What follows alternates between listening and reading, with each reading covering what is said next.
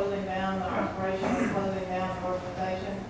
And all of the other things like voter being taken off the polls or voting rolls, I mean, to me, the next election depends on whether we get a handle on that. Is that something under your purview? Is there a blocking of that or changing of that? Yeah, there is something you can do today. I learned this from Ben Wilcox, who's your lobbyist for the Florida League of Women Voters and our research director. We're grateful that you shared with us. Ben told me today, correct me if I get this wrong, that so there's a voter purge going on. There's been, the Secretary of State is asking county supervisors of elections to remove people from the voter database. But you know what? Those supervisors of elections at the county level don't have to do it. Right, Ben? So call your county supervisor of elections. Call Deborah Clark in Pinellas.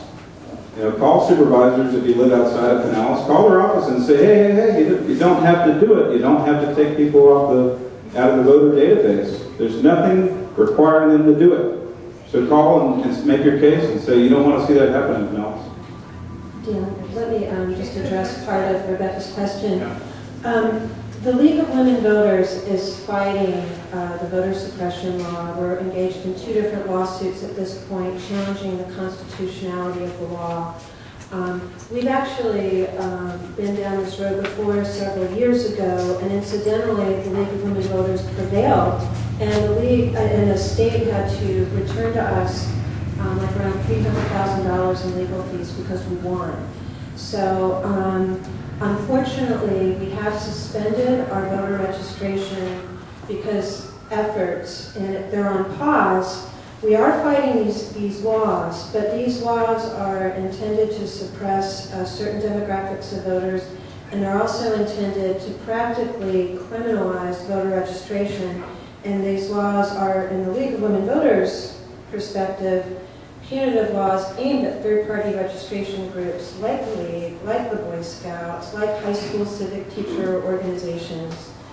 And so hopefully, and we want to get back into the business of registering voters as soon as we can.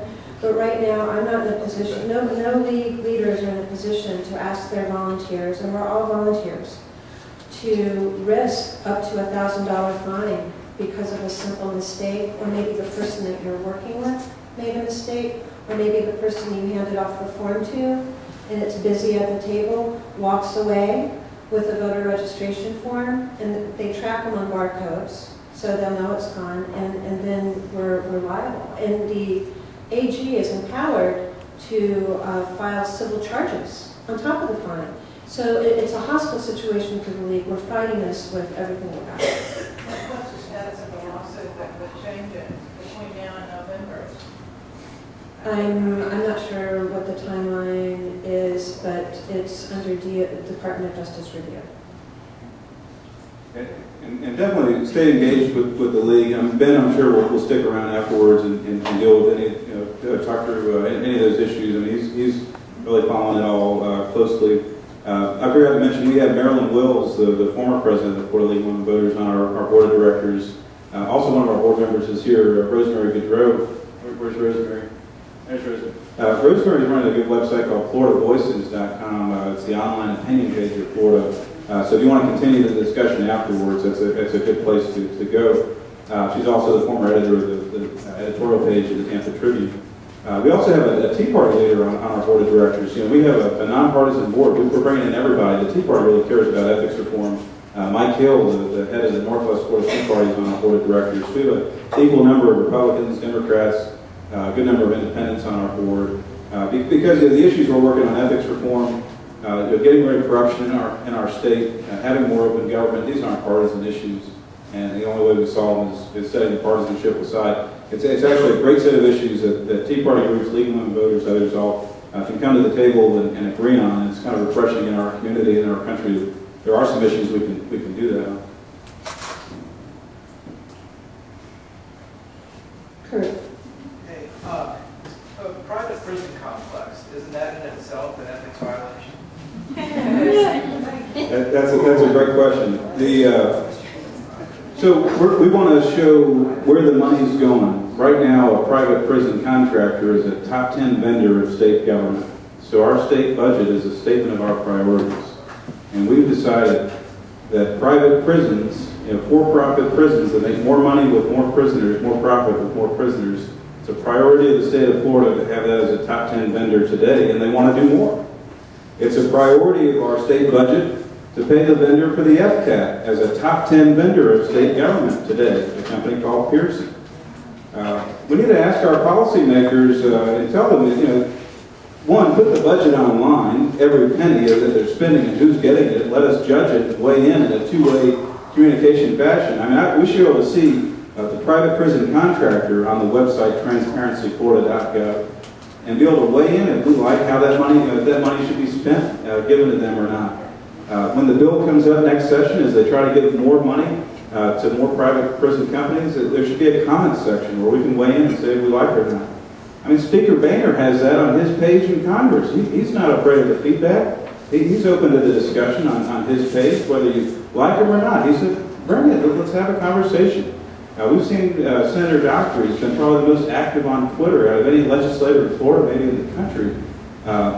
Congressman Issa responded to me on Twitter. I'm not a big Twitter guy, but I asked him about the Data Act. This is actually a pretty good bill in Congress. Actually passed the U.S. House of Representatives recently unanimously.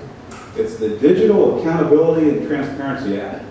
And what the U.S. House said, and this is a bipartisan bill, Senator Feinstein's the Senate sponsor, and the White House has indicated support. They're saying for federal government spending at all levels of government, when they send our tax dollars back to us, we need to account for it online like they do with the stimulus dollars.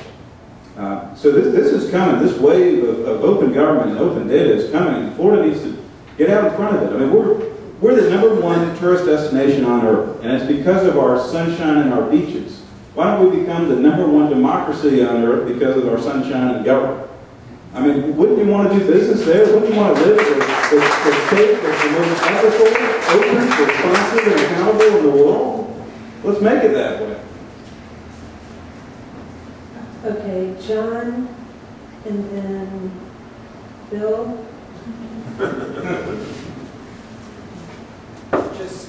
Just real quickly, and Darden's earlier question actually addressed part of what I was going to ask. I wanted you to talk more about mechanisms of enforcement.